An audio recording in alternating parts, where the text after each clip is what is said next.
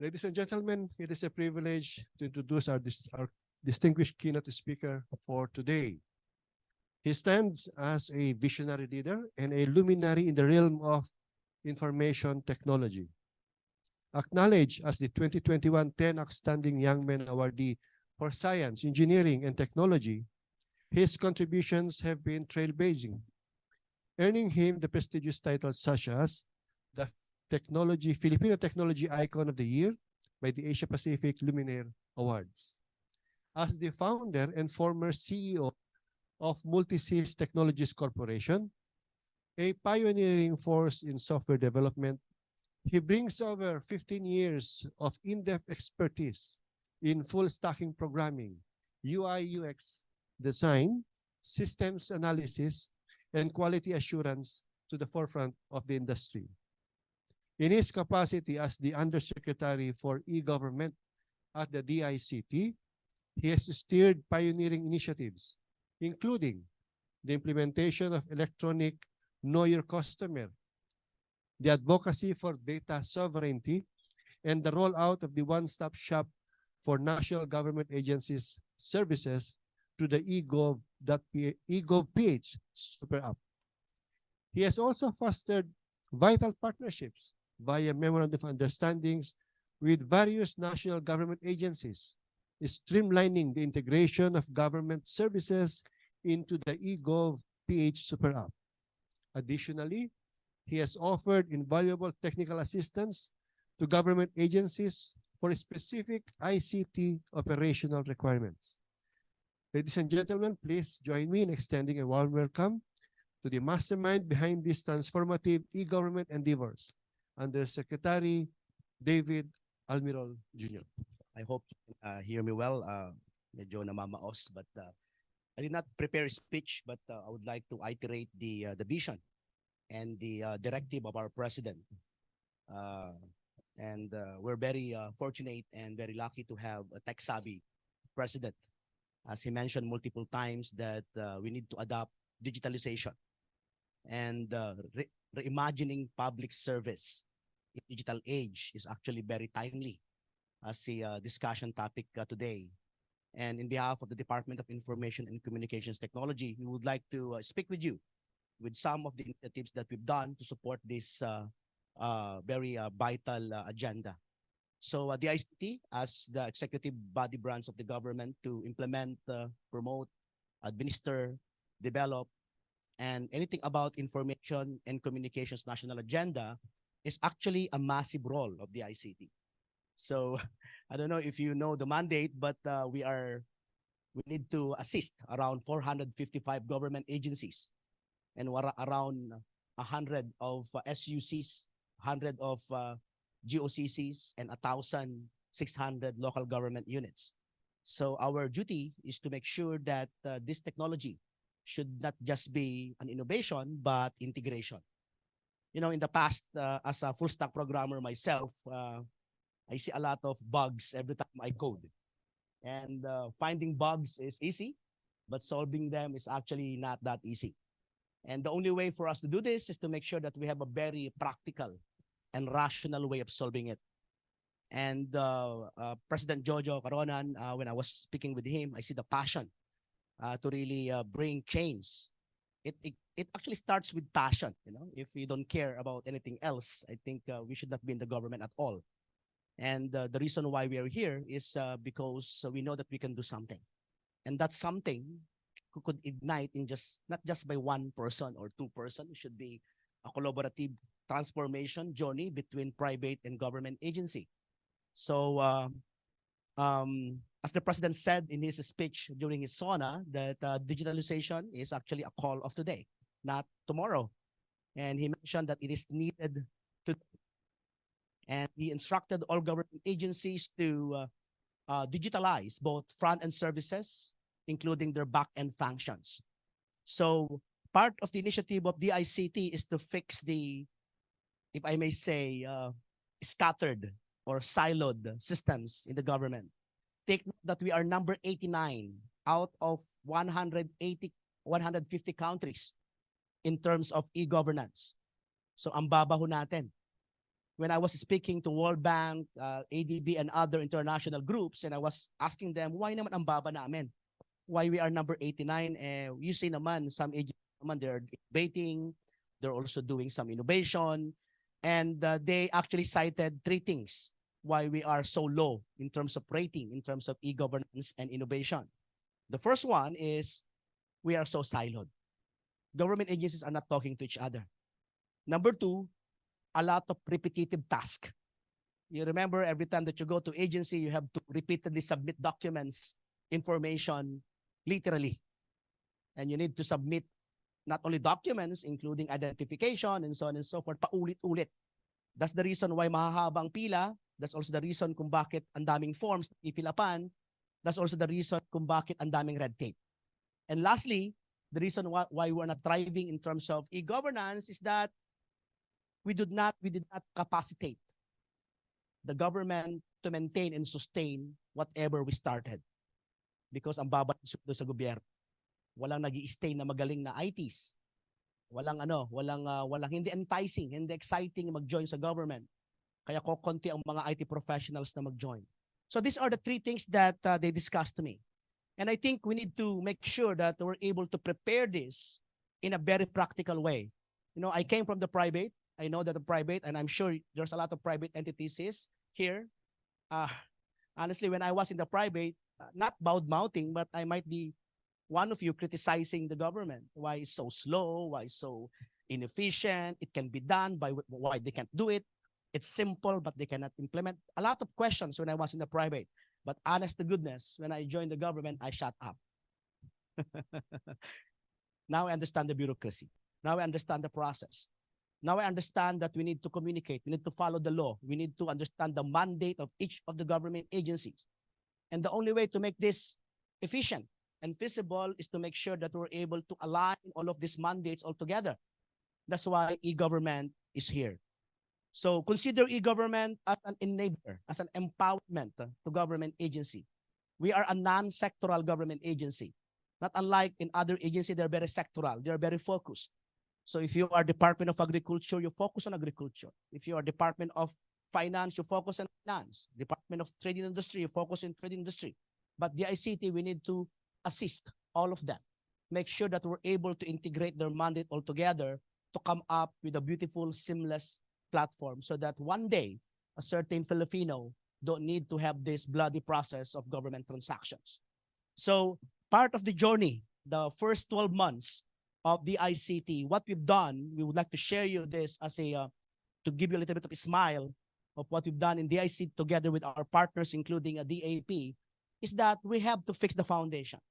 You know, every time I enter a certain premise like this area, when you go to this place, you might be wondering why you cannot see any spaghetti electricity wires. Yeah? And I'm sure this place is not experiencing flooding. And this place, you cannot see open canals, or you cannot see sewerages or smelly basura, and so on and so forth. The reason behind that is because they're able to fix first the foundation, the lot. They're able to embed all the electricity underneath. They're able to fix the plumbings. They're able to fix the water utilities. And they're able to fix the elevation. They're able to fix the canals. They're able to fix the foundation before they build things. And this might be compared to other cities where you can see a lot of, a lot of floodings, a lot of spaghetti electricity wires, open canals, and so on and so forth. The mistake was infrastructures was built without fixing the foundation. So e-government is actually a foundation builder. So what we've done is we built that e-government platform. The e-government platform is not the e-government app. The e-government app is just the map, not the platform. The e-government platform, we're able to fix the underneath systems that we need. What are the things that we need in e-governance? First, we're able to embed the national ID underneath it. That's why if you use the eGov super app, even if you lie about your information, you cannot use it. You need to be honest so that there will be no fraud activities in the future. Another one, we embed the eKYC so that there will be no fake identities logging in.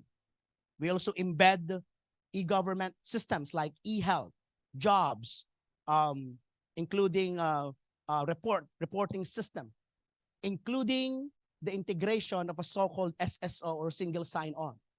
Consider e-government like a rotunda.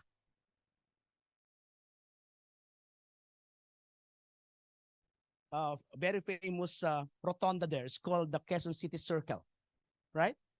So meaning, imagine if all government agencies are talking to one another.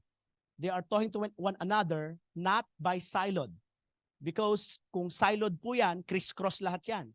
Imagine DTI is talking to agriculture, agriculture is talking to finance, finance is also talking to PSA, PSA talking to SSS, SSS talking to DTI, PhilHealth. Imagine the crisscross effect that this is the reason why we are not efficient. Because everyone is talking to everyone. Everyone is shouting. It's too noisy already. That's why we need e-governance. That's why e-government is like a rotunda. It's like a Quezon City Circle. So every time we plug in a certain system and that rotunda, DA will be linked in it. National ID will be linked in it. It's already linked. PhilHealth is already linked in it. GSI is already linked in it. We link also DOH in it. We also link GSIS in it.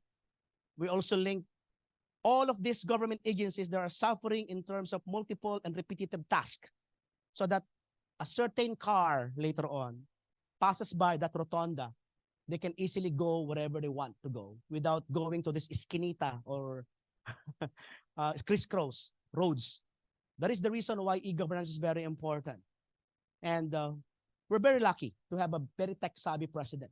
And he approved the creation of the single operating system that we are implementing now. You know how many websites we have in the Philippines? National government alone? We have 600. Yeah, you have to go there, apply, register, SSS, PhilHealth, Pag-ibig, driver's license, passport, permits, and so on and so forth. And we have around 1,200 local government websites, and they are promoting individually their technology.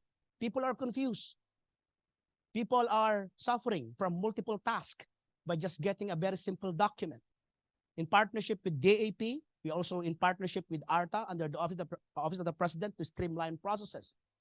Streamlining processes before developing their innovation is very important. And I believe I was speaking to Sir Jojo, and digital transformation is not just computerizing things from step 1 to step 10. No.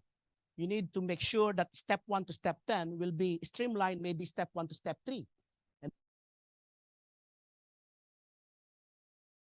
called innovation. As a programmer, I believe that digital transformation is actually simplification. Simplify processes.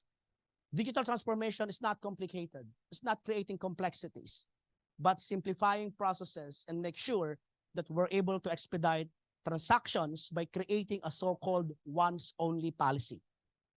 Pag na-enter ang data sa PSA, dapat hindi nauulit sa ibang agency. Tama? Pag na-enter ang data sa BIR, dapat hindi nauulit pa sa ibang agency. Pag na-enter ang data, okay, sa health, dapat hindi nauulit yung ibang agency para makatipid tayo. That's why we launched 7 platforms for the past 12 months. The first platform that we launched is so-called the ELGU system, the electronic local government system that I was speaking with Sir Jojo a while ago, because one of the mandate of LGU, of DAP is on the analytics, for them to see, for them to have a better decision-making in the future, to have that data that they're able to come up with dashboards or analytics so that they can have a better decision-making in the future. And take note, we're able to launch around 762 local government units already. You know, a simple birth certificate, a simple marriage certificate, a simple death certificate, hindi po nag-uusap-usap yan. Kaya siguro pati patay nagki-claim sa hospital. Siguro pati patay, pwede na rin bumoto. Okay, because there was no data synchronization at all. The ELGU will sync that. The moment na pinasok ang pinanganak sa LGU, kita agad-agad yan sa national government. Pag may ikinasal, kita agad yan sa national government. Pag may namatay, kita agad yan ng DILG at ng national government para ma-update agad-agad ang record ni GSIS, SSS, PhilHealth, Pag-ibig. These are just simple analogy of the things that we're doing now. We are just in our phase 1. We're just beginning. Second one, we launched the e-travel system. I don't know if you guys already use the e-travel. In the past, while you're sleeping in the airline, sarap ng tulog mo, someone wake you up just to fill up a bloody arrival card. Okay, you have to fill up that and then you submit to the immigration officer. And you need to fill up another website to declare if you have fever or asthma or whatsoever, where you can lie about it. Okay, and then you have to fill up a form, a customs forms again. And then you need to fill up again tourism form if you're a tourist. And then you need to fill up local airport form and seaport form. Now, hindi nyo na po na-encounter yon because we have a single system called e-travel. The e-travel unified 7 systems in a single platform. We launched also several systems like the EGovPay to simplify and cut red tape in terms of payment system. Masyado nang malaki yung mga convenience fees natin. Sira na ang ledgering system ng mga government agency to make sure that there's transparency in the Bureau of Treasury, including Land Bank and other government services. We also launched the eHealth in partnership with DOH. In fact, if you use the eGov app, you can now see your vaccination certificate immediately. You can now see the nearest hospital nearby. You can also use that in the future for the universal health care. In fact, if you use the eGov app, you can apply for jobs in partnership with CHED, DOLE, including DMW. In fact, we're working with CHED now. Once you click CHED, you can see your diploma. You can now see your transcript of record so that we can kill the recto university. You know what I mean? Yeah? So, and other things. So I can speak more, but recently we launched a platform or the map or the super app. It's called the EGovPH. So if you have time, download EGovPH. Magugulat kayo, you can now see your contributions sa PhilHealth. If you're a government employee, you can click GSIS, you can see your loans, you can see your premiums, your contributions, your pension, your survivorship, your premiums, and so on and so forth. You can apply for passport, driver's license, and other permits on that particular super app. And good news, you can now access your national ID using that eGov app. You don't need to wait for the plastic card or suffer from holding that big paper document. Okay, so maraming salamat po, and we will continuously work together. And this is a very significant event that this is so-called an Avengers Assembly. Each one of you, you have your own strengths. Well, we're not perfect. Each one of you, you have your weaknesses as well. But I believe that once we merge these strengths, forget about these differences that we have, and then once we work together, I think and I believe that we will have a better place to live. Good morning po sa ating lahat.